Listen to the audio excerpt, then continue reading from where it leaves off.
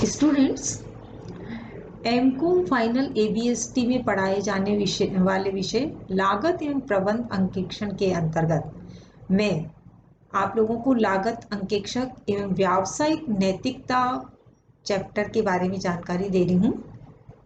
इसमें पहले हमने नियुक्ति एवं पुनर्नियुक्ति तक पढ़ लिया है।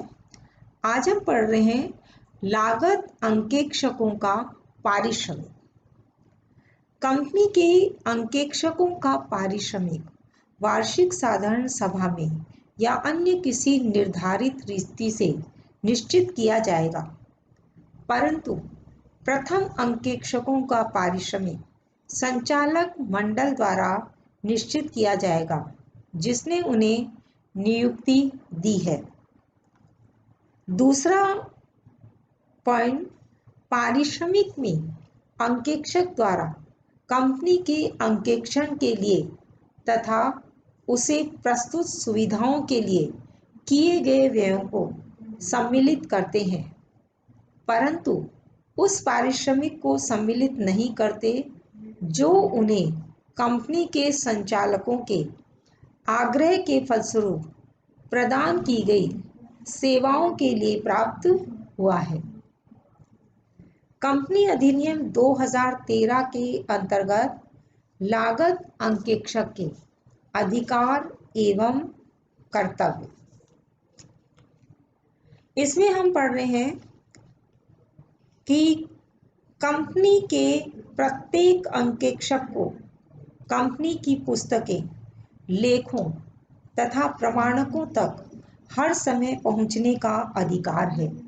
दूसरा, अंकेक्षक कंपनी के सदस्यों को उसके द्वारा परीक्षण किए गए प्रत्येक विवरण, जिन्हें आवश्यक रूप से अथवा इस अधिनियम के अंतर्गत वार्षिक साधारण सभा में रखा जाना है, के लिए प्रतिवेदन प्रस्तुत करना होगा।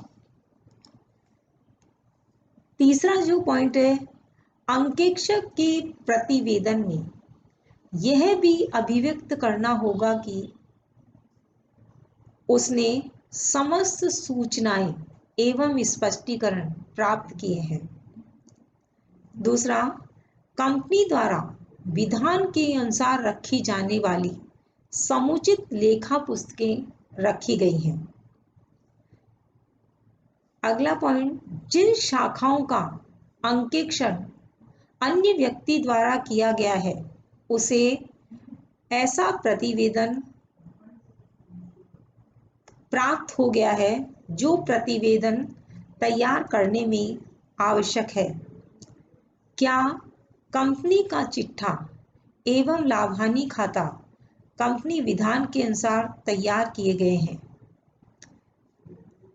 ई पॉइंट, क्या कंपनी के वित्तीय विवरण लेखा मानकों का अनुपालन करते हैं? एफ पॉइंट, कंपनी की कार्य प्रणाली पर विपरीत प्रभाव डालने वाले वित्तीय व्यवहारों एवं विषय वस्तु के संबंध में अंकेक्षक का कथन एवं समीक्षा।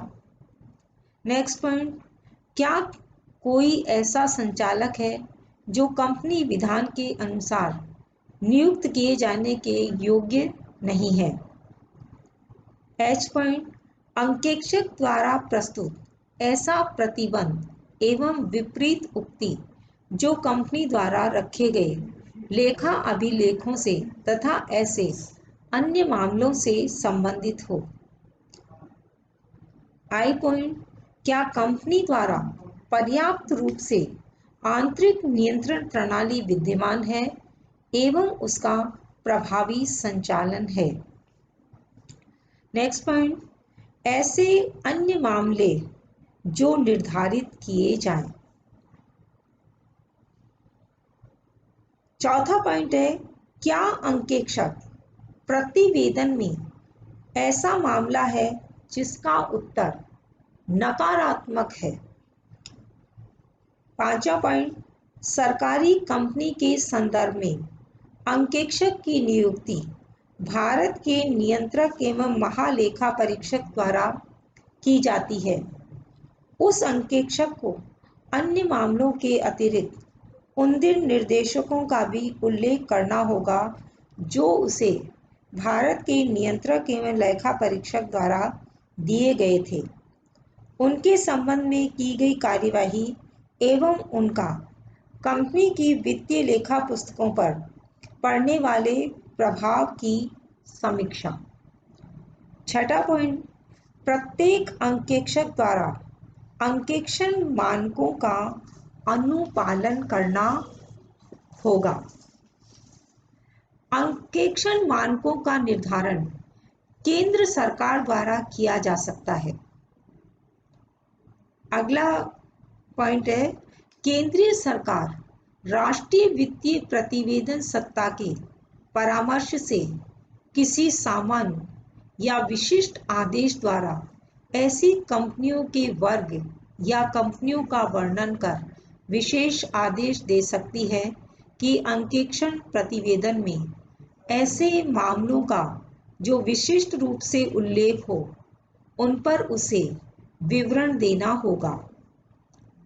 नेक्स्ट पॉइंट, यदि कंपनी का एक अंकेक्षक अपने कर्तव्य पालन की प्रक्रिया में यदि कारणवश उसे विश्वास हो कि कंपनी के ऑफिसर या कर्मचारियों द्वारा किसी कपटपूर्ण आपराधिक मामले में उलझे हों तो उसे अविलंब केंद्र सरकार को इस तथ्य या मामले में अपना प्रतिवेदन निर्धारित समय एवं प्रारूप में प्रेषित करना होगा। नेक्स्ट पॉइंट, यदि कंपनी अंकेक्षक द्वारा किसी ऐसे विषय में जिसके प्रतिवेदन हेतु बाध्य था परंतु उस मामले में प्रतिवेदित करने में चूक हो जाए जो ईमानदारी से हुई हो तो वह कर्तव्य भंग नहीं माना जाएगा।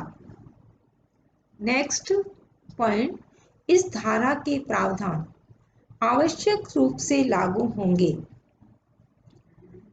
लागत लेखापाल के व्यवसाय में संलग्न व्यक्ति के लिए जो लागत अंकेक्षण का संचालन करता हो और कंपनी सचिव के व्यवसाय में संलग्न व्यक्ति जो सचिवीय अंकेक्षण का संचालन करता हो।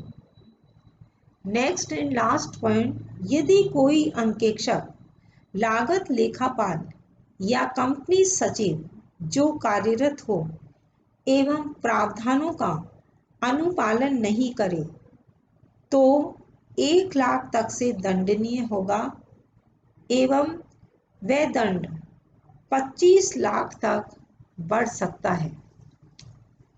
ओके स्टूडेंट्स, आगे फिर हम दूसरे लेक्चर में जानकारी लेंगे।